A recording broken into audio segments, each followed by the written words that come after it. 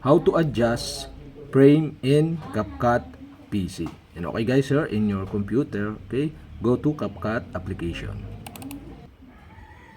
In CapCut homepage or dashboard, okay, go to gear icon on the upper right side on your screen, okay, click this and select settings.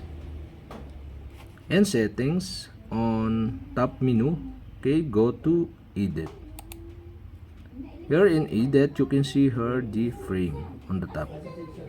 And now you can set step forward or back, and after that you can adjust this frame by clicking the arrow down or up. So for my example, I set into 8 these frames, and after you set or adjust the frame, okay, go to save button below, click this to save these settings. And that's it. Okay, you have successfully adjusted frame in CapCut PC.